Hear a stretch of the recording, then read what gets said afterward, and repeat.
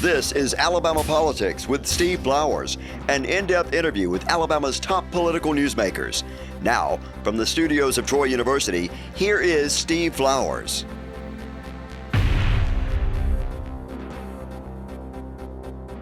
I'm Steve Flowers, and welcome to Alabama Politics. Folks, we're very fortunate tonight to have as our guest one of my longtime friends. I ain't gonna say old friend, because we ain't old. We just been friends a long time. That's OLE. One of the most distinguished public servants in Alabama history, John McMillan. Y'all, I'm gonna miss some of it, but John McMillan's family settled down there in Baldwin County in Stockton around Bay Minette, prior to Alabama being a state, and I married a lady named Catherine, whose family goes back that far too. They're long-time Alabamians. He was on the county commission down there in Baldwin County at a young age. Went off to school in Memphis, though. Went to college in Memphis at Southwestern, old Southwestern, which is now, we used to be Rhodes, now Southwestern. Now it's Rhodes. No, Rhodes, right down Rhodes. Off to a big Presbyterian family. He went off to school at Presbyterian College up there in Memphis. And anyway, he grew up there in Baldwin County, but then went to the county commission. Then he went to the state legislature. And while he was in the state legislature, his first term, or maybe second term, Fob James becomes governor, and he knows that John knows a lot about conservation, and they bring John on to be the conservation director. Yeah. And then his brother Steve filled his House seat and stayed there about 40 years. That's right. In the House seat. Steve and I served together. You and I never served together in the House. I came in '82, and Steve had been there starting in '80, I believe. That's right. Because you came as a conservation director for Fob. And then he's been elected statewide 2 terms as agriculture commissioner, 8 years as agriculture commissioner in the state of Alabama, 8 years as state treasurer, and now he's taking on a new role as the executive director of the Alabama Medical Cannabis Commission. A medical cannabis law was passed in Alabama. We're a little bit behind most other states having that, but we finally got one passed in about 21, wasn't it? May of 21. May of 21. Mm-hmm. So John and I are going to talk about his role. He just left a commission meeting. He runs the runs the whole thing, and you don't have a very big staff over there, do you? No, we're trying to be ready, and hopefully when we get the program going, we will have to staff up some more. Now, will you be able to pick all the people who help you with that, like based on their qualifications? You have to go through the merit system. How's that going to work? Well, it's you might say quasi. The legislature exempted us from some of those provisions because it's such a specialty deal and it's brand new, and so we have the advantage of being able to carefully choose the people that we're using.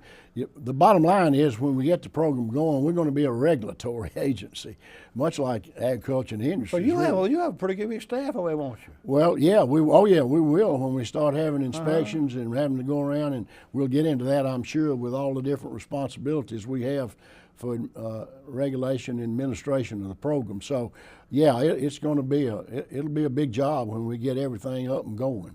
John, now you were the first director hired after the thing. Now, how many members are on the commission to make the I believe the commission has 12 members, and they're staggered. The governor ain't got all the appointments. Lieutenant governor's got 1 or 2. Yeah, the ag commissioner's got 1. Yeah, and the attorney general has 1. ALEA director has 1, and the Pro Tem has 1, and President Pro Tem has 1. And did you name the speaker? The speaker has 1, that's right. Some of them have more than 1. Reed's got 1 as Pro Tem, I believe. That's right. Senate Pro Tem's got 1. Yeah, that's right. Yeah. But totally between those people making appointments, now they all serve at the same time, or they staggered? They are staggered. When they were appointed, the way the law reads, different ones were appointed for different terms, 3, 2, 1 year.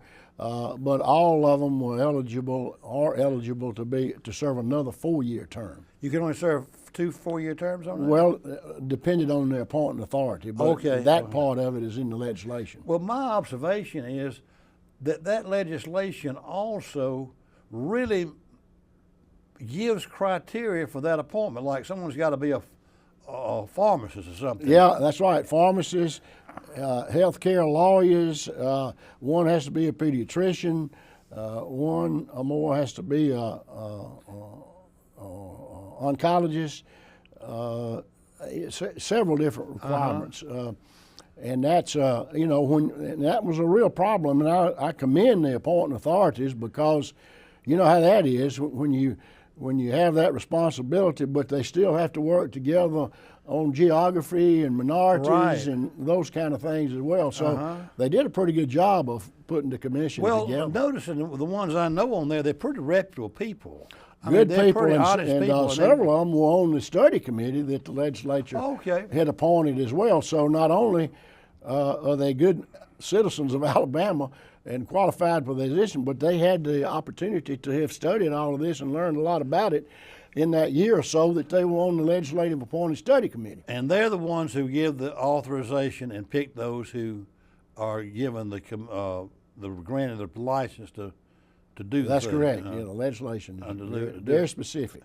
Now, let's go into that. But you don't have a vote. You just run the thing. Right. You don't have a vote on. You're not one of the 12 that votes. The director does not. But vote. let's say this the first round.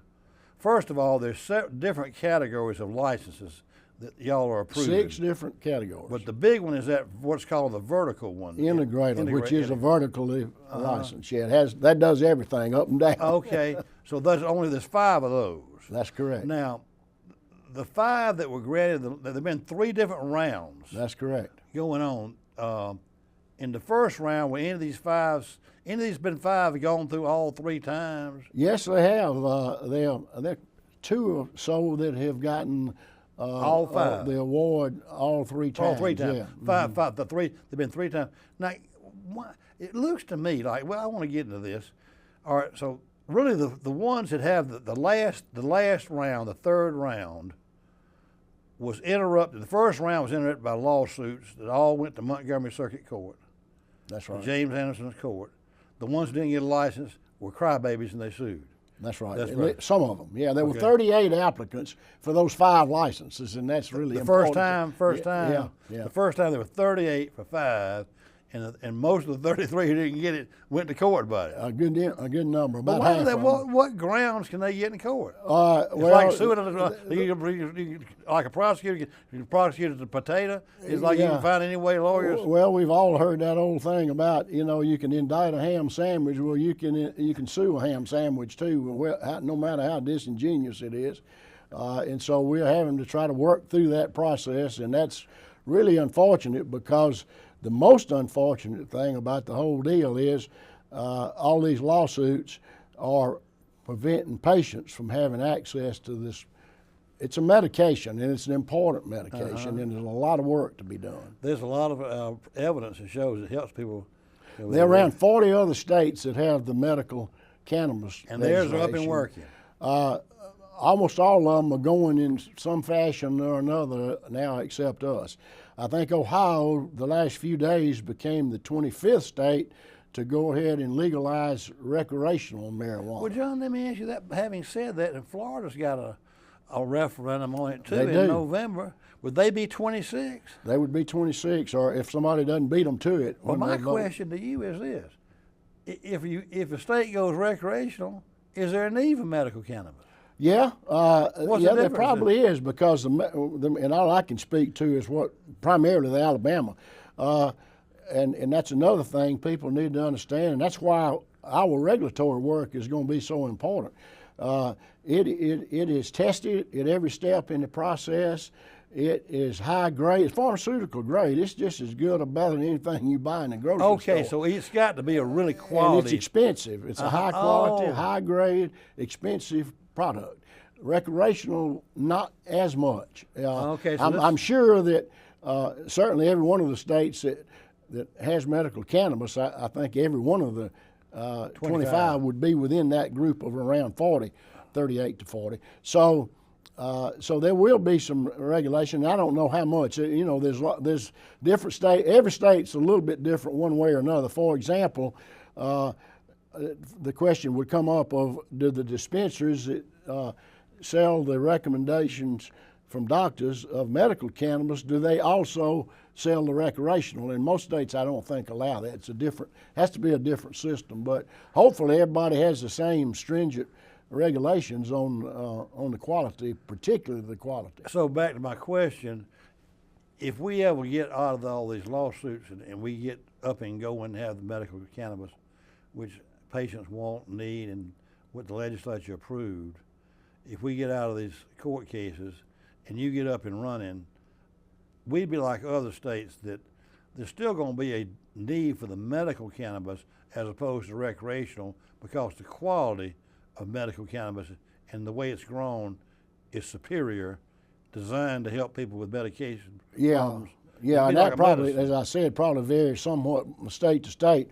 But yeah, that's, and nothing we're doing in Alabama is going to interfere with the black market at all. For better or worse, the illegal black market is still going to be there. It's there now.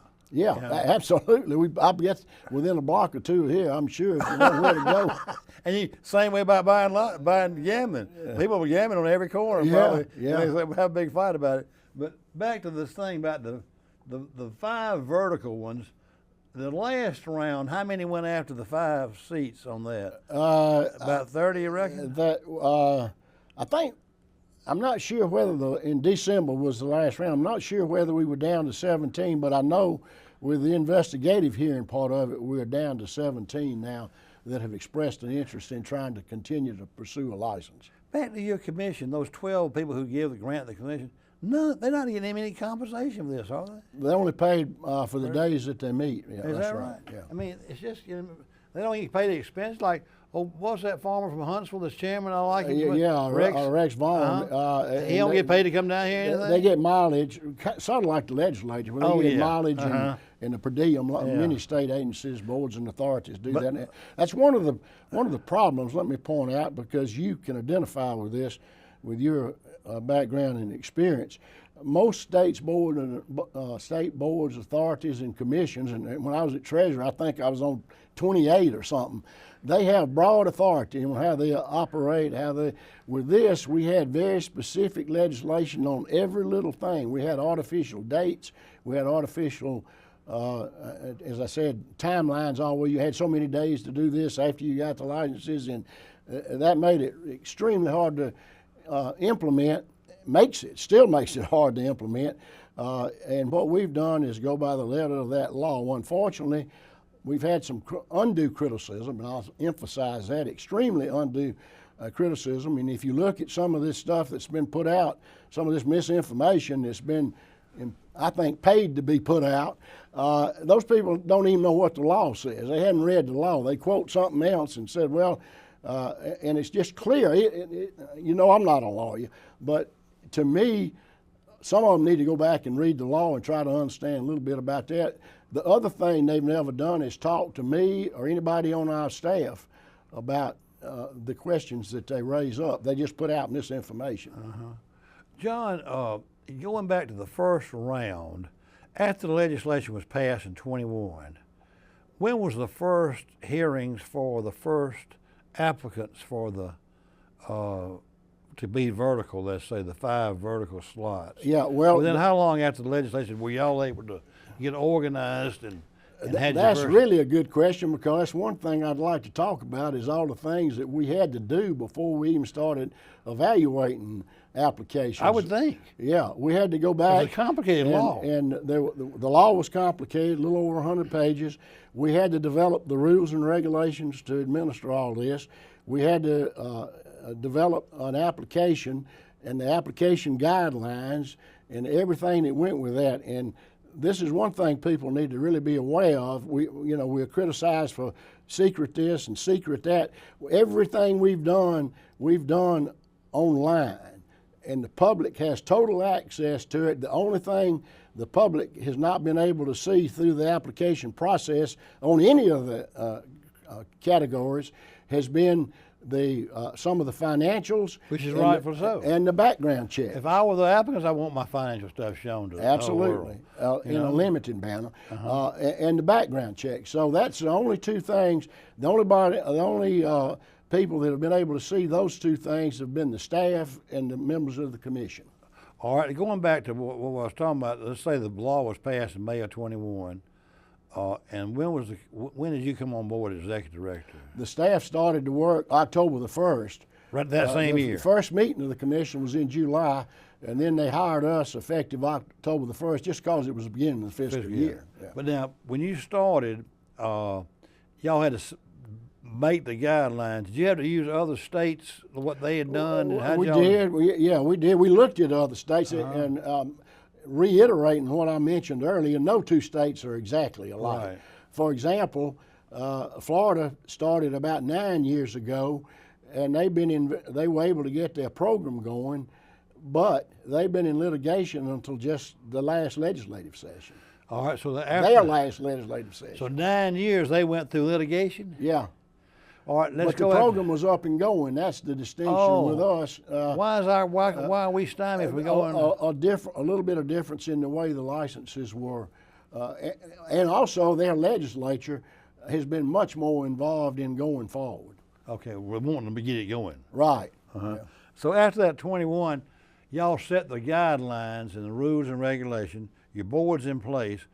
Then y'all started hearing applicants in what, early 2022 or mid 20? Gosh, I'm not somewhere sure. in 2022. Yeah. And you gave 5 licenses. In that category. That category, and the other categories too. Yeah. All right. Then they started suing after that. Yep. All right. How long did it take all those suits to get out of the way? Oh, they're not out of the way. They all. So some of the original ones are still going. Yeah. Oh, yeah. Absolutely. So what do they do if y'all go to the second round of applicants and the same ones sue again? The same ones sue again. Well, almost the same one. And then they just kind of change their plea or something in court. Say we would plea this second round. Yeah. Come up with another way to sue the ham sandwich. So the third round. When did y'all give the last third round? December was the last round. December of 23. Yeah, and let me say, in the 3 times that we have awarded license, the commission has done everything possible. We've even changed our rules, made emergency rules to try to accommodate the concerns that have been expressed. The second round was even after court-ordered mediation. That doesn't stop them. They come right back and figure out another way to sue after they have agreed to mediation. Well, back to my original question when we first started. The 5 that got the license in the last third round, they've been pretty consistently getting them, hadn't they? I mean, they've pretty much gotten the same, which makes me think the litigants, they're almost like all they're doing is making money for the lawyers, because y'all ain't gonna change your mind if this was. It's like picking a baseball team when you're a little boy. To me, what it looks like to me is that you go out in your front yard and you pick the best player to be on your team. Yeah, well, your little league team. And the ones that don't lose, they got their mama go take it to court. And the commission members are the ones that make those decisions. And I don't know, I've never had, you may find this hard to believe, I have never had a conversation about a member of the commission on how they were going to vote, how they planned to vote, how they did vote. I see the results, so I don't know.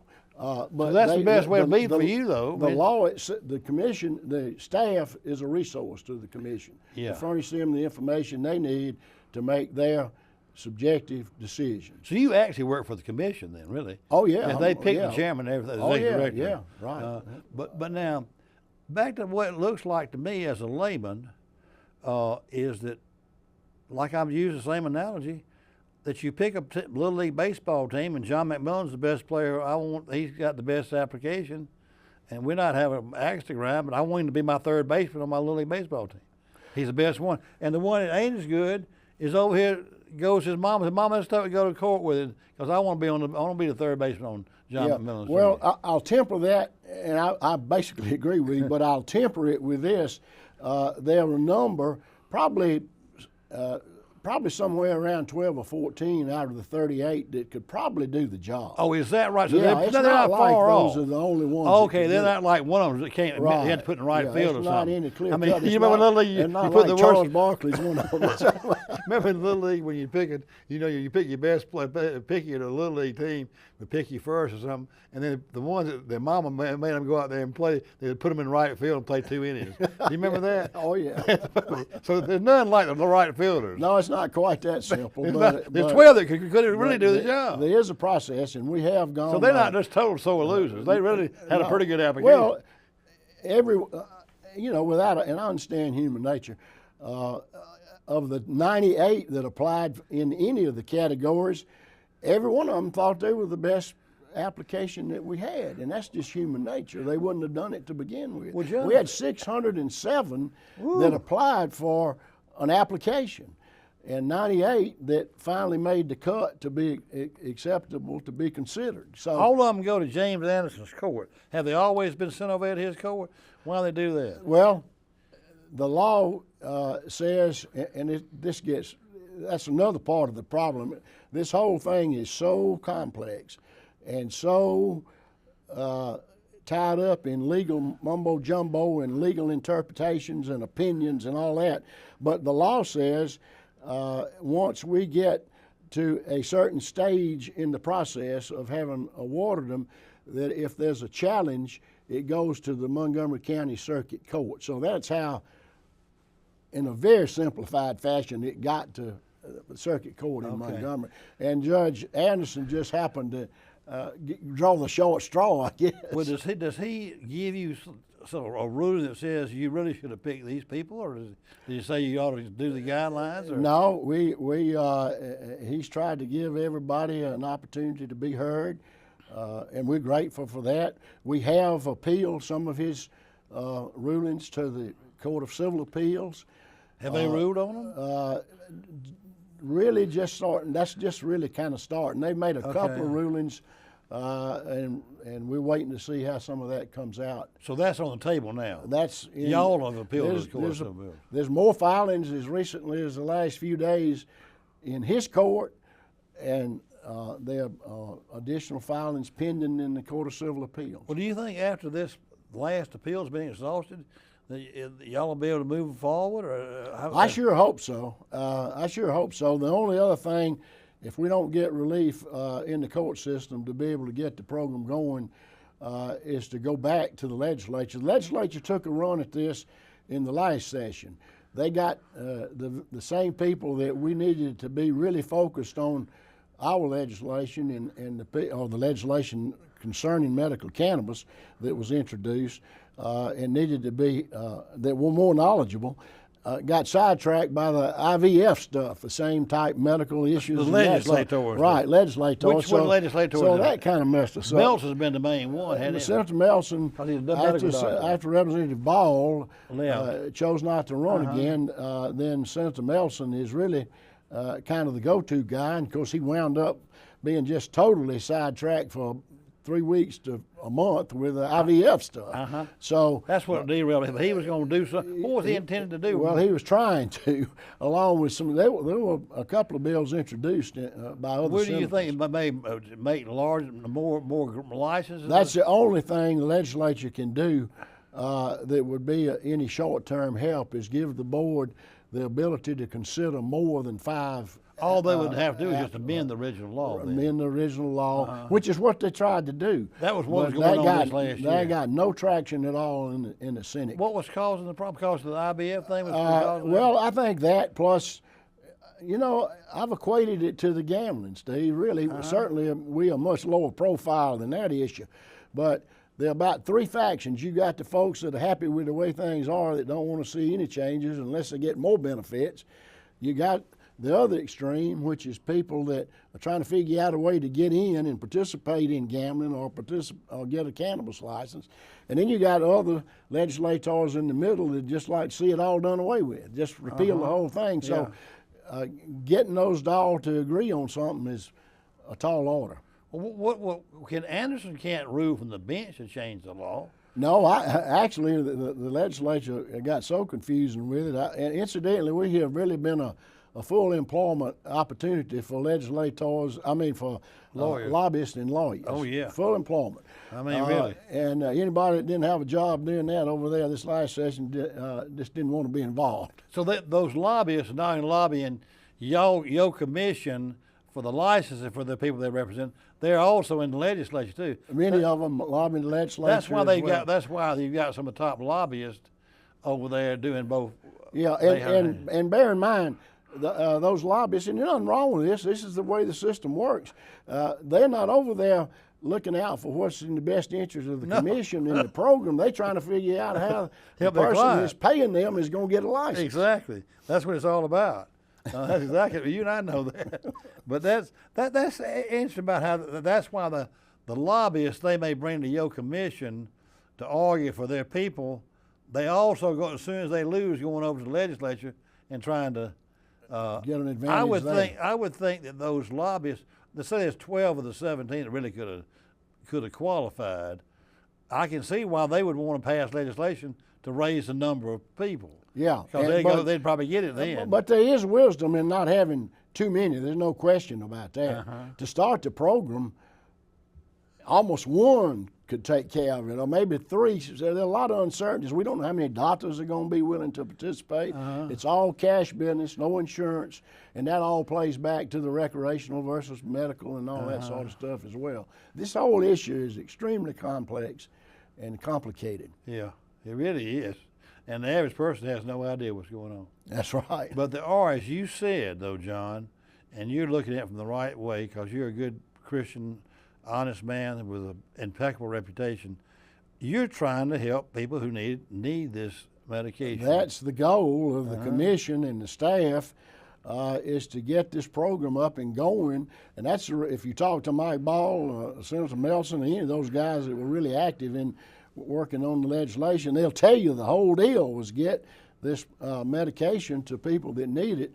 And sometimes I wish some of these folks that are doing the suing could talk to the mothers that I get calls from about my autistic child, or my wife is suffering from chemo after effects, nausea, and those kind of things that need this relief. Chronic pain is the #1 thing that medical cannabis is used for. The last numbers I've seen nationally, over 80% of the recommendations from doctors are for chronic pain. So think how it is to have to live with a back that's just insufferable, or chemo treatments in the result, anything. And, especially us old folks need it for all kind of different aches and pains. I sure do. Well, John, our time's up. I appreciate you. You just came from an important meeting with the cannabis. You've had a full day. But John McMillan's been our guest, folks. We'll have him back again. Look forward to it. Maybe sometime, maybe some of these suits might be settled within 4 or 5 months. I hope so. I hope so. And I tell you, if you get me back after we get this program going, I'll bring a bottle of champagne with me. That's what we'll do. Folks, our guest has been one of the most respected men in public service in Alabama history, John McMillan, who is now heading the Medical Cannabis, Executive Director of the Medical Cannabis Commission of the state. We thank you viewers for watching. Hope you're tuning in next week for Alabama Politics. Thank you, John. Thank you, Steve.